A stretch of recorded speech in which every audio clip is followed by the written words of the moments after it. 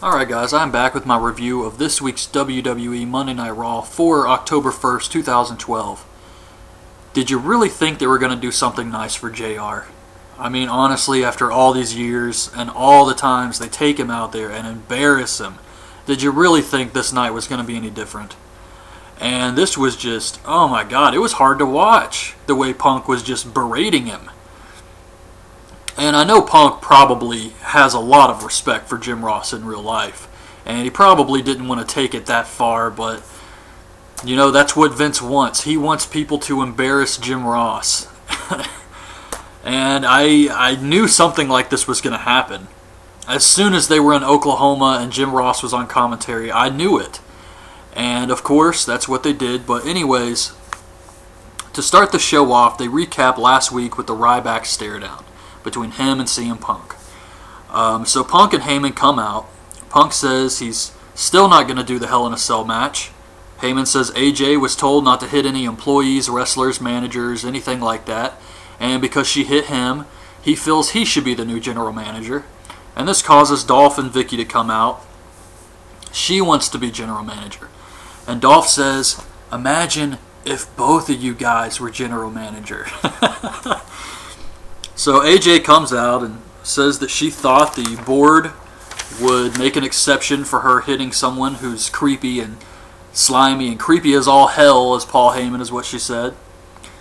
And she's been given a coach by the board, and then Daniel Bryan comes out. He's not her coach, by the way. And he says he's just there to apologize since AJ's problems are because he dumped her after WrestleMania. God, this was awesome stuff here by Daniel Bryan. He says he can't blame her. Look at him as he twirls his mustache. He says he's handsome, he's got a great beard, he's the tag team champions. And this causes Kane to come out. Kane says AJ's a great kisser, and Daniel Bryan is, everything he said was true with the exception that Kane is the tag team champions. So he agrees that Daniel Bryan is handsome, I guess. But Kane and Daniel Bryan are doing their tag team champions thing. Punk's holding up his belt saying I'm the best in the world. Dolph's holding up his case. This causes AJ to freak out. She snaps and puts him in a tag match. Punk and Dolph versus Team Hell No. So the first match is Sin Cara and Rey Mysterio versus Primo and Epico in the tag team tournament. Sin Cara and Mysterio are wearing parts of each other's outfits. So Rey Mysterio has like this big wing thing on his head. I thought it looked silly. The primetime players come out to watch the match, which was kind of a spoiler because they're supposed to face Truth and Kofi in the tournament next. And they've been so into Mysterio and Sin Cara that you know they're going to beat Truth and Kofi on SmackDown. And I mean, it's not like a huge spoiler or anything, but the fact they came out to watch this match, to see Sin Cara and Mysterio, it's obvious that on SmackDown they're going to beat Truth and Kofi and then go on to face Sin Cara and Mysterio. But Mysterio hits a 619 on both Primo and Epico. Sin Cara dives on Epico, and Mysterio splashes Primo for the win. Antonio Cesaro versus Brodus Clay. This was awesome. JR is really putting over Antonio on commentary, and Antonio hits the neutralizer on Brodus Clay for the clean win. This was great. And Antonio is going to look strong as hell because he picks him up for this neutralizer. This was all around perfect for Antonio. AJ has her coach with her, comes up to Caitlyn. She says she wants to apologize to Caitlyn for the way she treated her when she tried to warn her about going out with Daniel Bryan. She wants her forgiveness, and then she starts laughing, saying she's not really sorry, and then skips away. I don't know what the hell the point of this was, except to possibly turn AJ heel or something. I don't know. Larry King is the social media ambassador, and it shows a tweet he made during the Sin Cara Mysterio match saying these guys can fly. And then it shows him the bottom, and he's got this picture, and he's just shrugging like... And I thought it was just so goofy. He looks like Christopher Walken. So, Miz versus Zack Ryder. Miz wins with a skull-crushing finale. The debate with Sheamus and Big Show. Oh my god, this here. So Big Show's wearing a suit. Sheamus is in his ring gear. and he's got this cut on his face, and it looks like there's a piece of crap like right on the middle of his nose the entire time on Sheamus, and he just makes fun of Big Show. They do this lame-ass Rey Mysterio Sullivan tout. I mean, it had a few funny moments, I guess. Sheamus is really just acting like a bully the whole time. Big Show breaks his podium. They act like they're going to fight, and then Big Show leaves. This lasted a really long time. Ryback versus Tensai. Now, this was good, but Ryback finishes him with a clothesline. And I really thought it would have been a lot better if he beat him with Shell Shocked like he did on SmackDown. Because we all know Raw is the big show. This is the one everybody watches. SmackDown, not so much. So a lot of people didn't see Ryback pick up Tensai and march around with him on his back. And I thought that was really impressive. And it just would have been so much better if he did that again on Raw. But instead he beats him with a clothesline. So that's the only problem I had with it. But this was still good. Sandow and Cody Rhodes are backstage. Sandow says there was not a stitch of formal wear to be seen on the World Heavyweight Champion. He wasn't even wearing pants. And that was great. Eve versus Beth Phoenix. Eve wins with the neckbreaker. AJ comes up to Wade Barrett. He's mad he doesn't have a match. Tells her he's glad she has a coach because she's been doing a horrible job running Raw. Santino versus Heath Slater, and he's got his goons with him, the Job Squad, Drew McIntyre and Jinder Mahal. This was so awesome. They did some comedy. Santino hits the Cobra, and the Job Squad attacks him. Slater tells McIntyre to rock his face, and he hits the Future Shock DDT. Afterwards, they cut a promo about how great they are, and JR and Cole are talking about how effective these guys have been, except Slater lost by DQ. So, they haven't been winning matches or anything, but they've been beating people up, I guess. But this is great. I like this combination of Jinder Mahal, Drew McIntyre, and Heath Slater.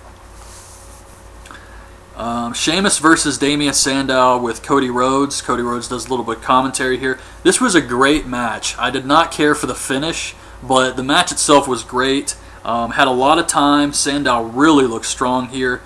Sheamus pushes Cody into the announce table, and then he throws him in the ring. And then he hits a double brogue kick. I don't know. I mean, Cody's supposed to be getting up at the same time as Sandow, and then he hits a brogue kick. I guess kicks them both in the face. You couldn't really see it. It probably looked like shit, which is why they only had one camera angle for this. And even on the replay, they couldn't show you the actual kick, because a double brogue kick, it had to have looked like crap. So yeah, Sheamus pins Sandow, gets the win. This is Sandow's first loss by pinfall, but he looked really strong here, so I did enjoy the match, just didn't care for the finish. On to Jim Ross appreciation. Oh man, Jim Ross always reminded me of Hank Hill from King of the Hill. Well, I guess I should say Hank Hill reminded me of Jim Ross, but that has nothing to do with anything. But anyways, Punk and Heyman interrupt immediately, and he wants JR to say he's the best in the world. JR calls him a jackass. Punk says no one can come save you, not Stone Cold, Stone Cold. And he says 316 is his now because of his long reign. And JR tells him that if he faces Cena at Hell in a Cell and wins, he will say Punk is the best in the world. So Punk wants JR to fight him or leave.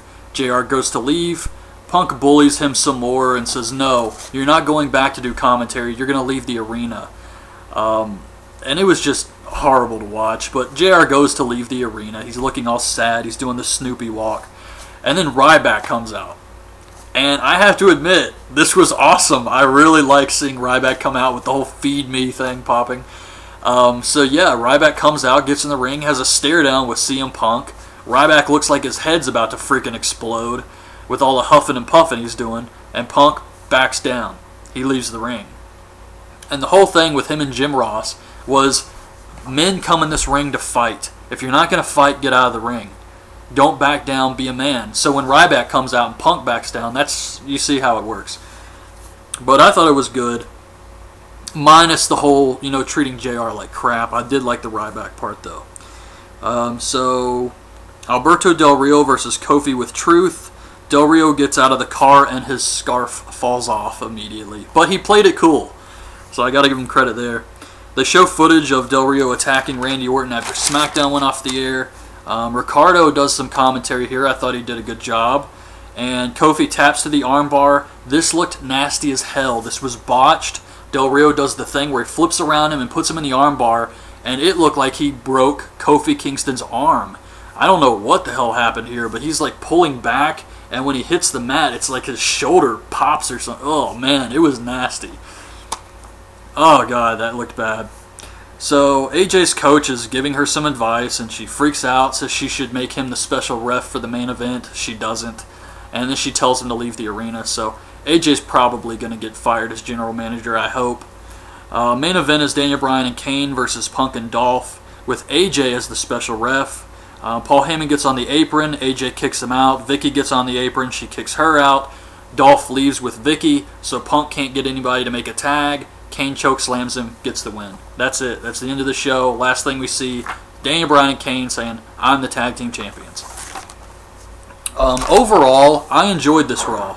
I thought they had some great stuff on this week's episode, and it was entertaining for a lot of this. I didn't mind it.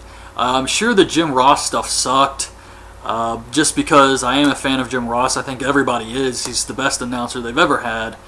And I mean, it's just, I don't know why they got to treat him like crap all the time. It just makes Vince look like a bully, which we all know he is. So anyway, I have to say that I did find the show entertaining despite that. Not sure what they're going to do with the CM Punk Ryback thing, though. They're definitely teasing this hard, though, with him coming out to save Mick Foley and then coming out to defend Jim Ross. But I'm curious to see where it goes. So anyway, that's my review of this week's Monday Night Raw. Hope you guys liked this video. Leave your thoughts on this week's show in the comments below, and thanks for watching. Bye.